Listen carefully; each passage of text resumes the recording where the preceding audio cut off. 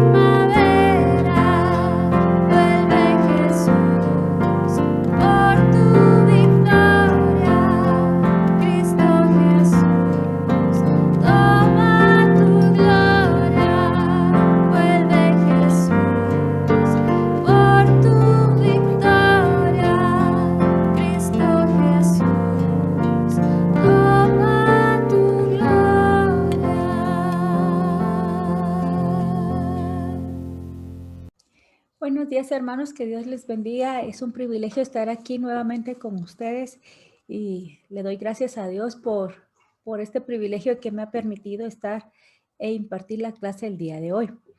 La clase del día de hoy se titula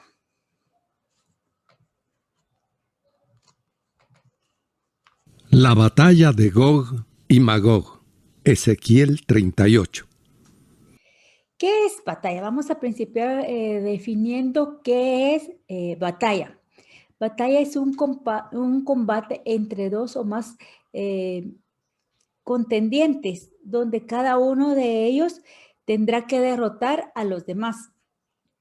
Entonces, el Señor, para principiar, el Señor bendijo a Israel dándole como herencia la tierra de Canaán y les dio la tierra prometida. Ello no fue sin batallas. Tenían que enfrentar a enemigos más fuertes y más numerosos que ellos. Sin embargo, siempre contaron con el amparo de Dios. Tal como Dios les había prometido, tal como Dios le había prometido a Josué, miremos lo que dice Josué 1:5. Nadie te podrá hacer frente todos los días de tu vida. Así estuvo con ellos, así está todavía con Israel. En realidad, la existencia de Israel testifica del cuidado divino de una manera especial sobre esta nación, sobre este cuidado que Dios ha tenido sobre esta nación. Si bien es cierto, por mucho tiempo Israel tuvo que batallar y defender sus conquistas, todavía a la fecha de hoy en día todavía está así. Todavía está batallando por odios, amenazas por naciones gentiles. En Ezequiel, en la clase de hoy vamos a hacer referencia a Ezequiel 38, se refiere a una terrible invasión que sufrirá todo Israel por una confederación de ejércitos bajo el liderazgo de Gog, de la tierra de Magog, que intentarán, se lo repito, nuevamente destruir al pueblo de Dios. Continuemos con la clase del día de hoy. El rostro de Dios está contra Gog en tierra de Magog. Esto lo encontramos en el versículo 2 de Ezequiel 38, el cual dice así: Hijo de hombre, pon tu rostro contra Gog en tierra de Magog, príncipe soberano de Mesec y Tubal, y profetiza contra él. La manera como Dios habla el profeta Ezequiel para referirse a su juicio sobre Gog y Magog constituye una lección para nosotros los creyentes. Dios le dice al profeta en el versículo 2 que ponga su rostro contra Gog, tierra de Magog, y que profetice. La Biblia no detalla, no detalla mucho acerca de quién es Gog. De las 11 veces que se menciona en la Biblia, 10 se mencionan en el Nuevo Testamento y específicamente en el libro de Ezequiel. Y la otra vez que se menciona es en Apocalipsis 20, que es en el Nuevo Testamento. Este versículo se mencionan dos personajes, se podría decir así, Gog y Magog. Ahorita vamos a ver quién es Gog, pero antes de eso, ¿quién es Magog? Magog se dice que es el segundo hijo de Jafet. Y ahorita ustedes me van a preguntar, ¿quién es Jafet? Pero como yo sé que ustedes saben mucho de Biblia, Jafet fue uno de los hijos de Noé. Entonces miremos ahora qué nos dice la Biblia sobre Magog, sobre Gog. Históricamente hablando, Magog fue un nieto de Noé. Génesis 10:2. Los descendientes de Magog se establecieron en el extremo norte de Israel, posiblemente en Europa y en el norte de Asia. Ezequiel 38:15. Magog posteriormente llegó a ser el nombre de la tierra donde los descendientes de Magog se asentaron. Al pueblo de Magog se le describe como habilidosos guerreros. Ezequiel 38:15 y 39:3-9.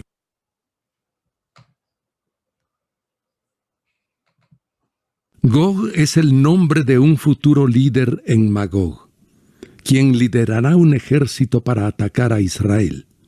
El Señor predice la destrucción de Gog. Hijo de hombre, pon tu rostro contra Gog en tierra de Magog y profetiza contra él. Ezequiel 38:2. Comprendemos que Dios aquí llama al profeta Ezequiel y lo llama a poner su rostro contra Gog en tierra de Magog. Este gesto representa que el rostro de Dios está airado contra los enemigos de los que hacen el mal. Miremos qué dice Primera de Pedro 3:12 en su parte final. Pero el rostro del Señor está contra aquellos que hacen el mal. En conclusión de estos versículos, de este versículo podemos decir de que debemos de predicar el evangelio, cueste lo que cueste.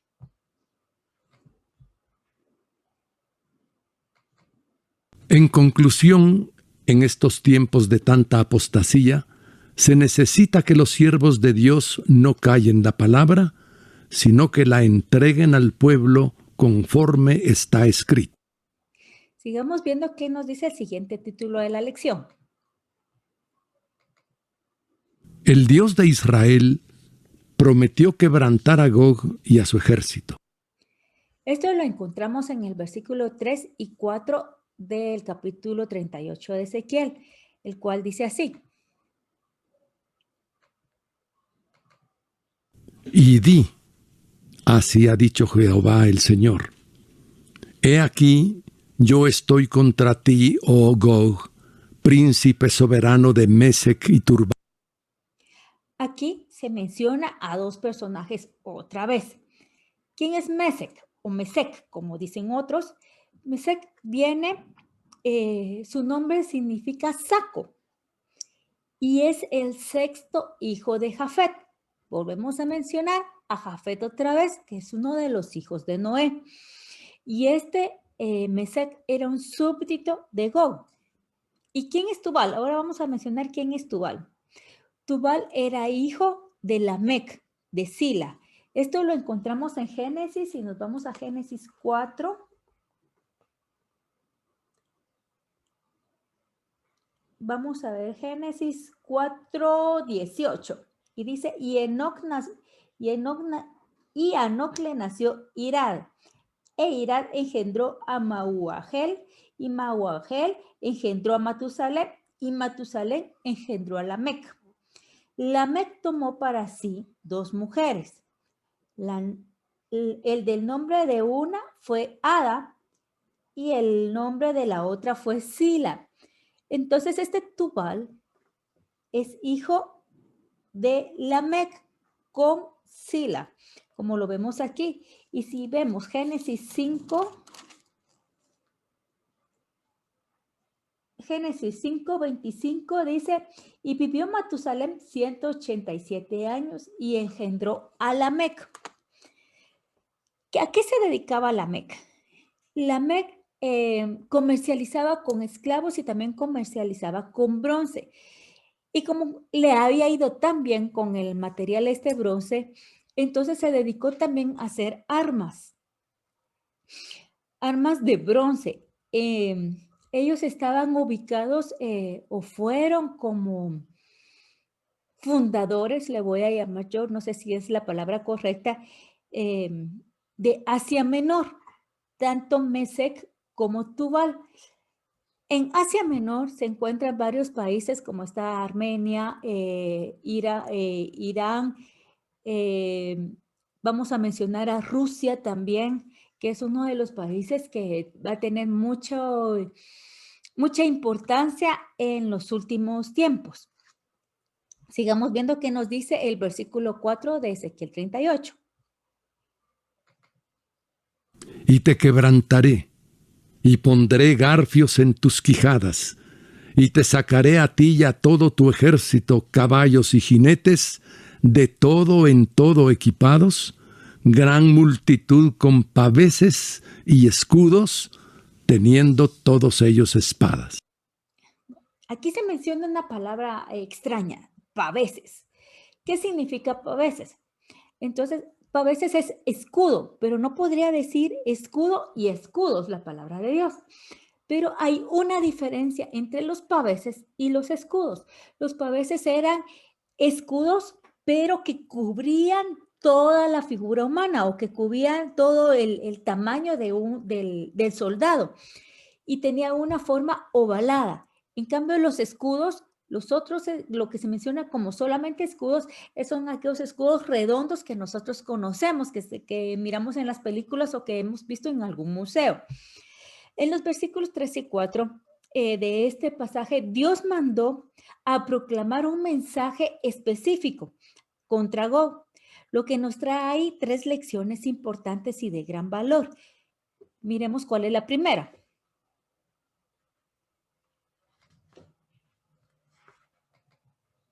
Es importante aprender que toda conducta del hombre hallará en Dios aprobación o desaprobación según corresponda.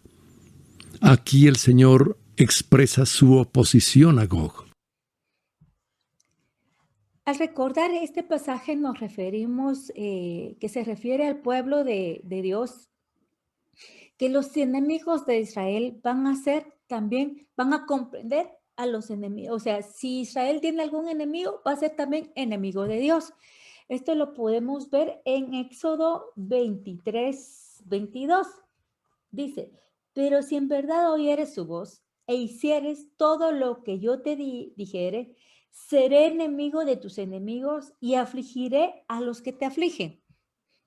Esta es una buena lección para nosotros hoy en día porque se convierte, si somos fieles a Dios, se convierte como en una protección divina que vamos a tener cada uno de nosotros contra nuestros adversarios. Miremos qué nos dice la segunda punto para aprender del día de hoy. En el versículo 4, el Señor anuncia que quebrantará a Gog. Aquí el verbo quebrantar tiene el sentido de hacer dar vuelta, como el jinete frena y hace girar al caballo al usar el freno o Debemos entender aquí que el Señor tiene la autoridad sobre los reyes más soberbios y hacerlos retroceder contra su pueblo santo, sobre la actuación que están haciendo sobre su pueblo santo. Por lo tanto, es muy sabio mantener una conducta delante de Él y vivir en obediencia a la palabra de Dios. porque eso es lo que les dice en Éxodo 23:22, porque dice, si hicieres lo que yo te dijere, o sea, obedecer la palabra de Dios. El Señor promete que va a poner garfios en las quijadas, pero esto lo vamos a ver de una forma figurativa, con lo que muestra que prenderá, o sea, limitará la acción de sus enemigos. Ahora, entre los garfios o motivos de atracción que Dios usará para atraer a esa tierra a los ejércitos enemigos, enumeremos como 3 mínimo, los que son las siguientes. Algunas naciones necesitan vías de entrada de aguas templadas a las vías navegables del mundo, e Israel ofrece este acceso. Otro garfio esencial en nuestro mundo en la actualidad y una necesidad con proyecciones futuras es el petróleo, que resulta esencial para la supervivencia de las naciones de nuestro tiempo.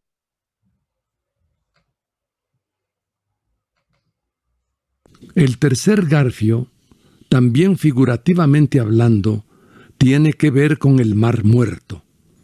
Los depósitos minerales del Mar Muerto son tan grandes que no pueden ser evaluados en el mercado actual.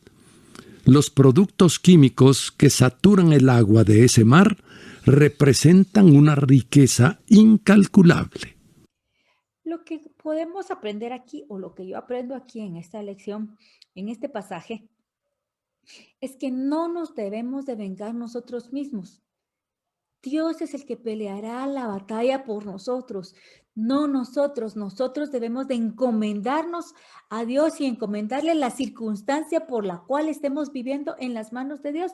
Y Dios, en su infinita sabiduría y poder, Él va a accionar como Él quiere para vengarnos a nosotros. El tercer punto que nosotros aprendemos y de gran valor es el siguiente. En la segunda parte del versículo 4, Ezequiel profetiza que Dios sacará también al ejército de Gog. Este enemigo aparece con un ejército compuesto por una gran multitud muy bien equipada. Acá, a pesar de todo ese armamento, porque Gog va a tener muchas armas y como vimos, Mesec y Tubal se dedicaban a comercializar armas y todavía se comercializan armas, va a estar muy bien equipado, pero el Señor siempre va a tomar su acción, las acciones pertinentes y va a desarmar a esta nación por completo. Lo que aprendemos aquí es que debemos de tener una actitud de fe, que Dios es el que va a actuar, no nosotros. Dios es el que va a actuar también en ese tiempo y es el que está actuando ahorita en este momento con nosotros. Miremos el otro tema de la clase. La invasión contra Israel será de Persia y de muchos pueblos. Esto lo encontramos en los versículos 5 y 6 del capítulo 38 de Ezequiel, el cual le estipula lo siguiente.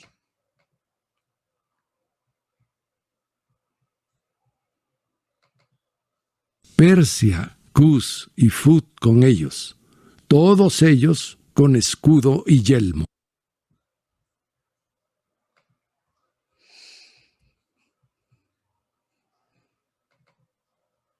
Gomer y todas sus tropas, la casa de Togarma de los confines del norte y todas sus tropas, muchos pueblos contigo. En estos dos versículos del capítulo 38 se confirma la realidad que los enemigos de Dios no actúan solos. Nunca van a actuar solos. Aquí si miramos son 6 naciones las que van a entrar contra el pueblo de Israel.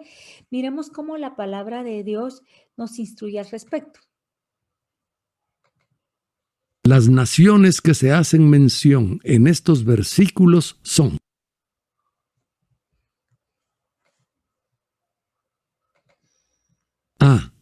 Persia, Irán.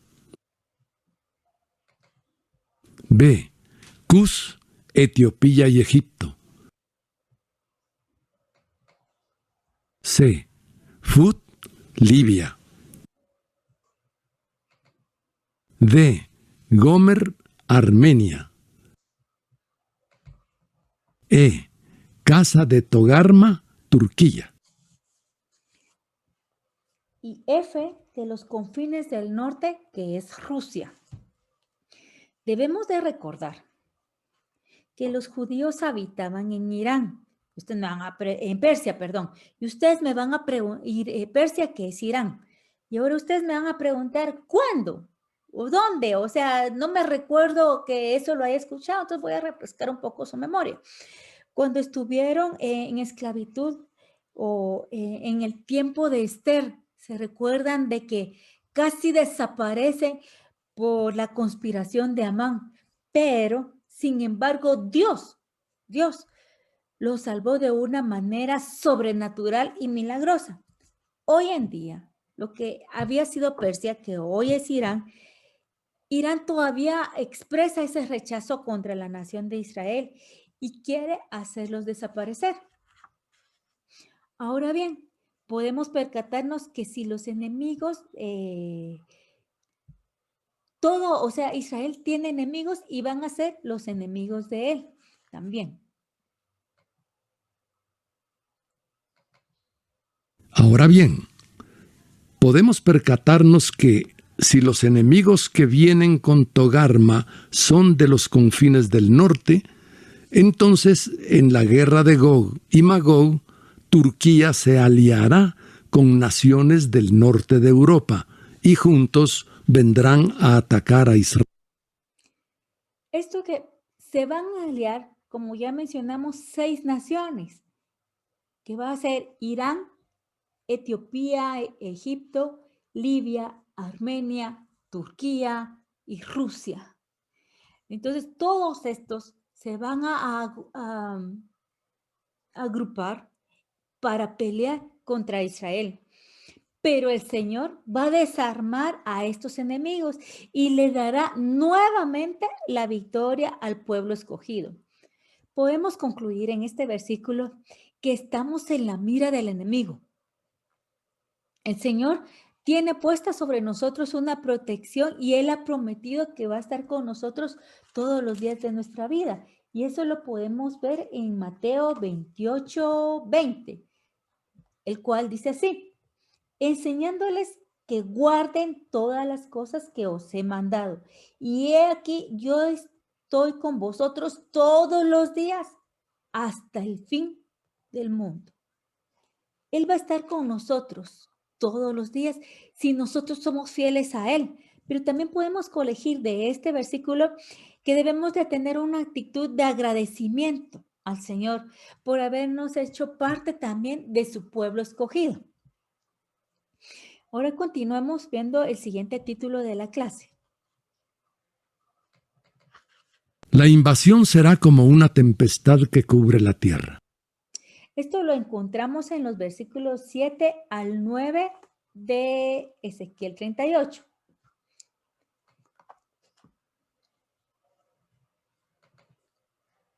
Prepárate y apercíbete, tú y toda tu multitud que se ha reunido a ti, y sé tú su guarda.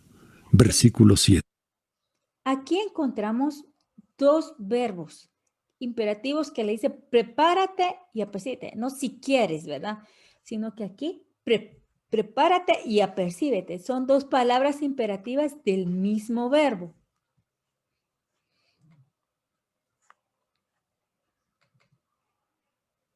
Así que el sentido es decirle que debía estar listo. Cuando llegue el momento de la guerra, Dios mismo apresura a su enemigo y los desafía sin temor. El versículo 8 preceptúa lo siguiente. De aquí a muchos días será visitado. Al cabo de años vendrás a la tierra salvada de la espada, recogida de muchos pueblos, a los montes de Israel, que siempre fueron una desolación, mas fue sacada de las naciones y todos ellos morarán confiadamente. Dios le promete aquí a Gob que lo visitará, pero no es una visita cordial que uno hace cuando va a visitar a sus familiares o algún amigo, sino que aquí esa visita es para hacer juicio contra Gob. Y además el Señor ya tiene trazada la ruta ofensiva que va a tener contra esta nación, contra este rey.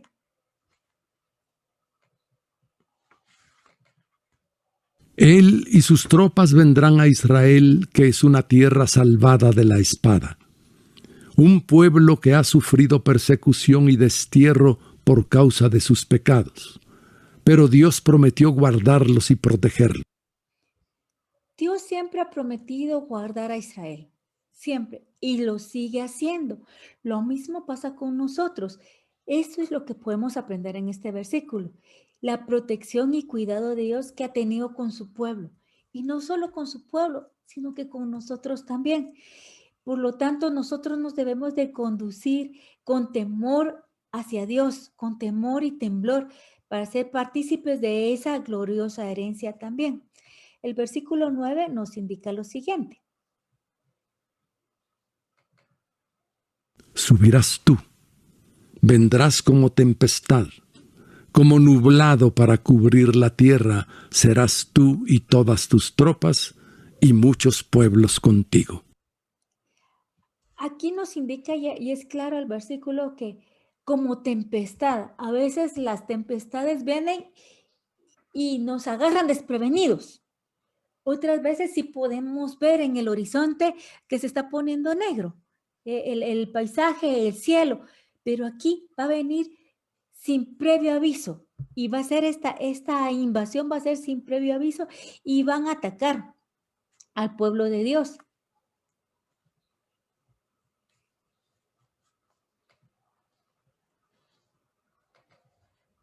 Vendrá a ser semejante al nublado en posible referencia a la multitud de soldados uniformados para la batalla y la amplia fuerza aérea compuesta por aviones que cubrirán el cielo, más las explosiones de las granadas y bombas en los aires.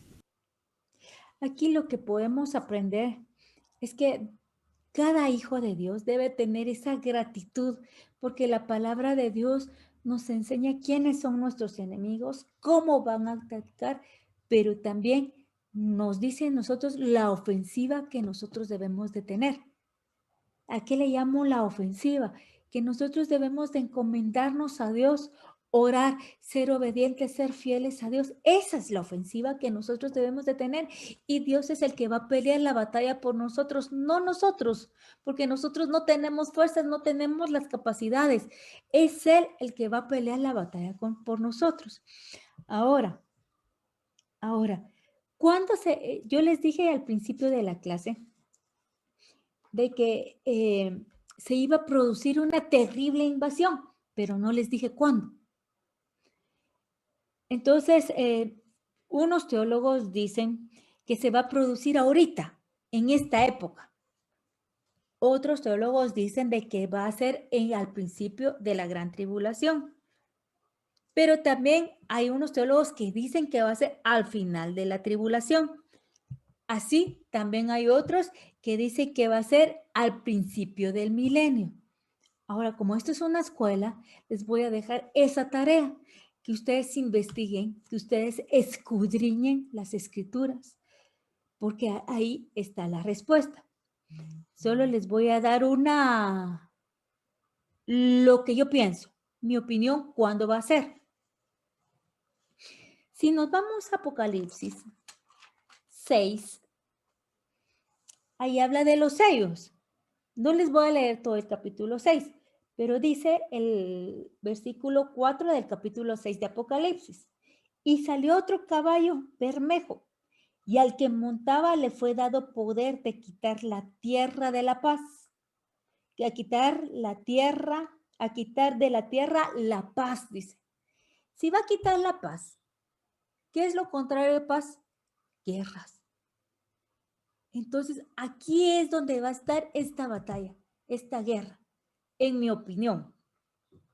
Porque dice, y que se matasen, y le dio, y dice, y le fue dado el poder que también, que se matasen los unos a los otros. Eso es una guerra. Y le dio una gran espada. Y dice que también está el caballo negro, y al que le montaba tenía una balanza en la mano, y oí una gran voz que en medio de los 4 seres vivientes que decía, 2 libras de trigo por 1 denario y 6 libras de cebada por 1 denario, pero no dañes el aceite ni el vino. Entonces dice, miré, y he aquí un caballo amarillo, el cual el que lo montaba tenía por nombre muerte, y el Hades le seguía. Y le fue dada la potestad sobre la 4ª parte de la tierra para matar con espada, con hambre, con mortandad y con las fieras de la tierra.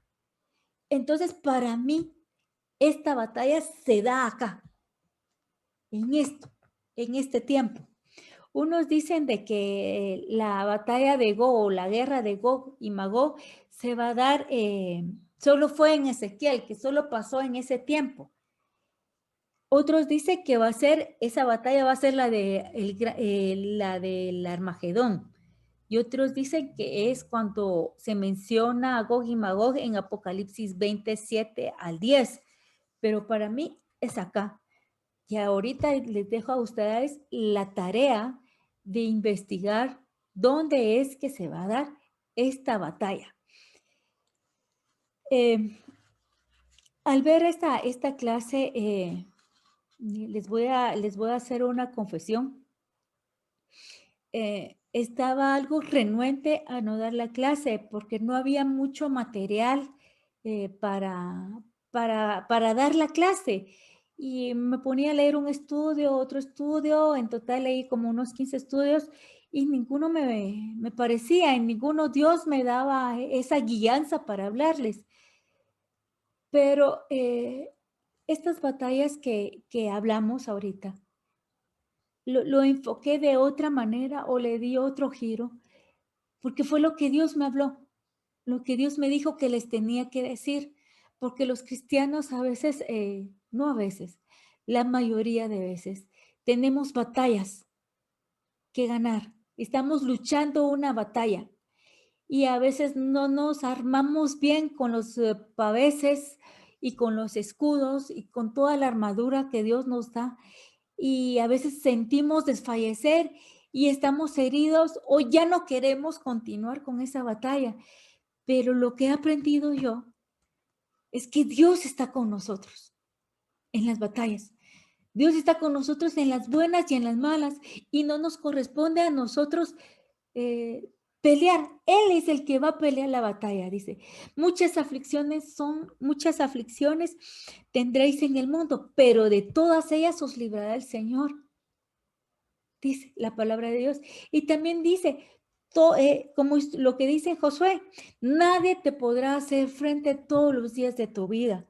O lo que dice en Pedro, miremos lo que dice en primera de Pedro 3:12. Dice, porque los ojos del Señor están sobre los justos y sus oídos atentos a sus oraciones.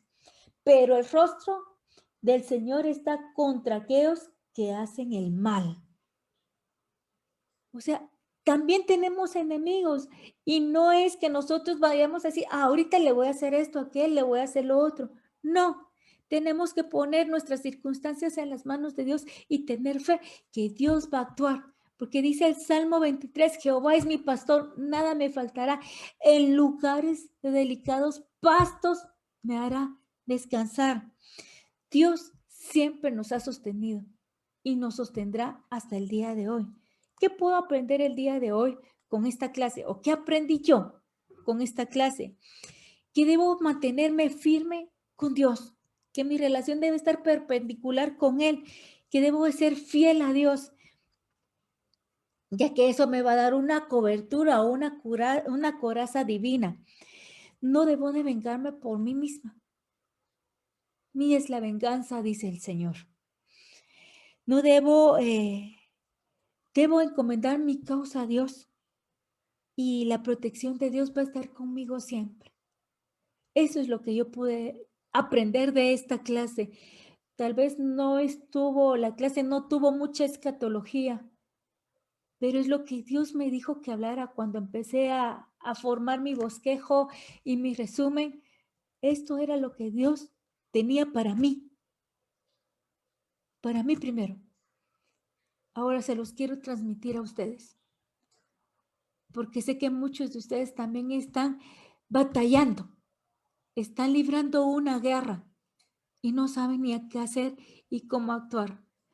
Dios nos da y nos da la estrategia cómo vencer. Solo tenemos que abrir este sagrado libro y Él nos va a decir cómo debemos de actuar cada uno de nosotros. Que Dios les bendiga, hermanos, y les guarde.